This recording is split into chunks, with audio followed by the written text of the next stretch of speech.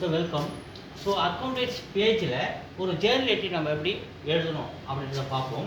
So இந்த books of Raja, so அவருடைய Journal entry, அவர் என்னென்ன கேஷ் ட்ரான்சாக்ஷன்லாம் பண்ணியிருக்காரு அப்படின்ற இந்த மாடல் நம்ம பார்ப்போம். So first date 1/4/2024. இதில் அவர் நம்ம கேஷ் பர்ச்சேஸ் பண்ணியிருக்காரு. என்னது கேஷ் பர்ச்சேஸ் ஃபார் ருபீஸ் 5000. அது ஜேர்னல் என்ட்ரி என்ன வரும்?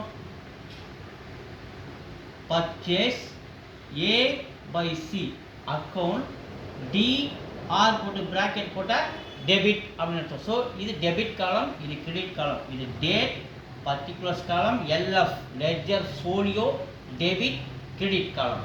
ஸோ டேட்டில் டேட் காலத்தில் டேட்டையும், ஸோ பர்டிகுலர் காலத்தில் இந்த டீட்டெயில்ஸ் நம்ம எழுதுகிறோம். Cash purchase for rupees 5000. So purchase account A by C டிஆர்னா டெபிட். பர்ச்சேஸ் அக்கௌண்ட் டெபிட் எவ்வளோக்கு வாங்குறாரு? Cash purchase 5000. ஸோ கிரெடிட் காலத்துக்கு நேரம் ஒரு ஐஃபன் கொஞ்சம் தள்ளி, ஸோ டூன் போட்டு, இதுலேருந்து கொஞ்சம் தள்ளி டூன் போட்டு கேஷ் அக்கௌண்ட் எவ்வளோ? கிரெடிட்டு டெபிட் காலத்துக்கு நேரம் ஒரு போடும், கிரெடிட் காலத்துக்கு நேரம் ஒரு 5000. So debit equal credit amount இருக்கணும். ஸோ ஒரு ஜேர்னல் இப்படி தான் இருக்கணும். ஸோ இது ஏன் பர்ச்சேஸ் அக்கௌண்ட், ஏன் கேஷ் அக்கௌண்ட்?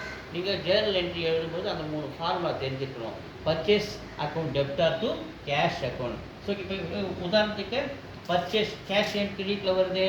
கேஷ்னா ரெண்டாவது formula debit what comes in, credit what goes out. So நம்ம பர்ச்சேஸ் பண்ணும்போது நமக்கு என்ன பண்ணுது? கேஷ் கொடுத்து தான் வாங்குகிறோம். அப்போ கேஷ் வெளியில் போகுது இல்லையா? அப்போ கிரெடிட் வாட் கோஸ் அவுட் ரெண்டாவது ஃபார்முலா. ஸோ அதனால தான் கேஷ் கிரெடிட் காலத்தையும். ஸோ பர்ச்சேஸ் எப்போவுமே பர்ச்சேஸ் மேக்ஸிமம் டெபிட்டில் வரும். ஸோ நாமினல் அக்கௌண்ட் மூணாவது ஃபார்முலா கொண்டு போனீங்கன்னா இது எக்ஸ்பென்சஸ், ஆல் எக்ஸ்பென்சஸ் என்ன பண்ணுவோம்? டெபிட் பண்ணுவோம். எக்ஸ்பென்சஸ் லாஸஸ் டெபிட் பண்ணுவோம். ஆல் கெயின் அண்ட் கெயின்ஸை கிரெடிட் பண்ணுவோம். ஸோ ஒரு பொருள் காசு கொடுத்து வாங்குகிறோம், பர்ச்சேஸ் நமக்கு செலவு. ஸோ அதனால் என்ன பண்ணுறோம்? பர்ச்சேஸ்னால் அது செலவு, அதனால் அது பர்ச்சேஸ் வந்து டெபிட் காலத்தில் வந்துடுது. So purchase debit, so equal cash credit. Thank you. இப்படி தான் ஒரு ஜேர்னல் என்ட்ரி இருக்கணும்.